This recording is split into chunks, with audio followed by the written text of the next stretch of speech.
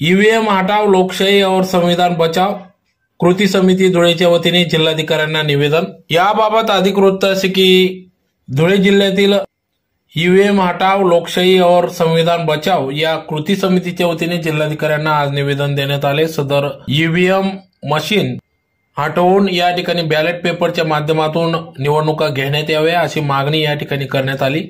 EVM machine मध्ये छेडछाड करण्यात येत असते, छेडछाड होण्याची शक्यता नाकारता येत नाही, त्यामुळे लोकशाही पद्धतीने बॅलेट पेपरवर निवडणुका घेण्यात याव्या। 2024च्या या निवडणुका बॅलेट पेपरवर घेण्यात याव्या अशी मागणी या ठिकाणी करण्यात आली।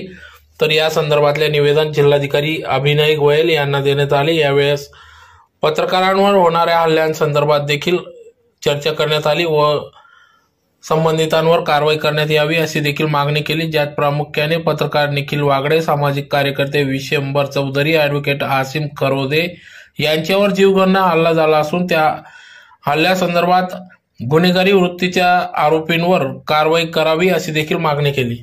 यावेळी ईवीएम हटाव लोकशाही और संविधान बचाव या कृती समितीचे पदाधिकारी हरिश्चंद्र लोंढे, बाबा हातेकर, सुभाष जाधव, हेमंत मदाने, राज चव्हाण, येशिव तायडे आदी सर्व पदाधिकारी या ठिकाणी उपस्थित होते।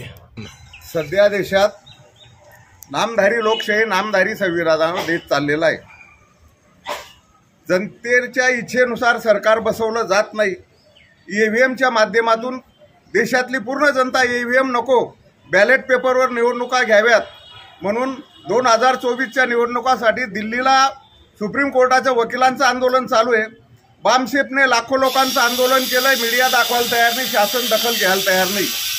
ईव्हीएम हे मशीन असं आहे की माणसाने बनवलेलं आहे, त्याला जी कमांड ऑर्डर दिली जाईल त्या पद्धतीने काम करतं। त्याशिवाय त्याला क्रॉस व्हेरीफाय करण्याची काही पद्धत नाही।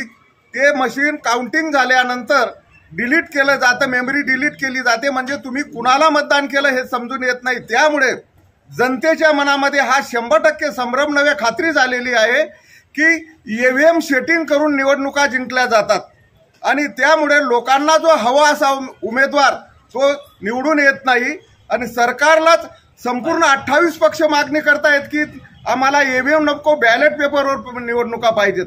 जनता मागणी करते की बॅलेट पेपरवर निवडणुका पाहिजेत।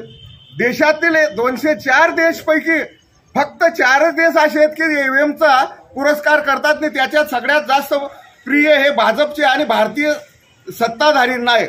अमेरिका, जर्मन, जपान यांनी जे मशीन बनवले त्या लोकांनी, त्यांच्या शास्त्रज्ञांनी जाहीररित्या कबूल केलं की ईव्हीएम सेटिंग केलं जाऊ शकतं। लोकसभेमध्ये, विधानसभेमध्ये तंत्रज्ञांनी सेटिंग झालेल्याचा डेमो दाखवला, परंतु निवडणूक आयोग जे केंद्र सरकारने बसवलेलं हे आयोग हे मान्य करायला तयार नाही।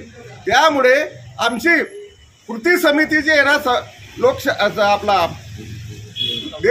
बॅलेट पेपर ईव्हीएम हटाव देश बचाव संविधान बचाव कृती समितीची आमची अशी मागणी राष्ट्रपती, महामहिम तसेच सरन्यायाधीश व निवडणूक आयोग यांना आम्ही मागणी केलेली आहे की येणाऱ्या 2024च्या निवडणुका ह्या ईव्हीएम ऐवजी बॅलेट पेपरवर घेण्यात याव्या म्हणून आम्ही धुळे जिल्ह्याचे समविचारी सर्व राजकीय, सामाजिक, पत्रकार संघातील सर्व लोकांचं मागणी आणि आम्ही लेखी निवेदन देण्यासाठी आलेलो आहोत। दुसरं निवेदन आम्ही 9 तारखेला पुण्याला जे लोकशाहीवादी, समाजवादी, आंबेडकरवादी, पुराक्रमी विचाराचे आपला ॲडव्होकेट अमित सरोदे, आसिम सरोदे, निखिल वागडे आणि विशंबर चौधरी हे एक सामाजिक प्रबोधनाचा कार्यक्रम घेण्यात जात असताना तथाकथित सनातनवादी आणि जातीवादी लोकांनी जे राजकीय पुरस्कृत आहेत त्यांनी त्यांच्यावर जीव घेणा हल्ला केला तरी त्या आरोपींवर आतापर्यंत कोणती कारवाई केली नाही। किरकोळ कारणाने सुद्धा इतर लोकांवर यूपीए हा कायदा लावला जातो, त्यांना 2-2, 3-3 वर्ष आतमध्ये टाकलं जातं, परंतु हे एवढा मोठा गंभीर हल्ला होऊन सुद्धा त्यांच्यावर कोणतीही कारवाई झालेली नाही। म्हणून त्या संदर्भात त्या हल्लेखोरांवर प्रखर कारवाई करावी म्हणून ते सुद्धा आम्ही निवेदन मुख्यमंत्री आणि गृहमंत्र्यांना देण्यासाठी उपस्थित आहोत।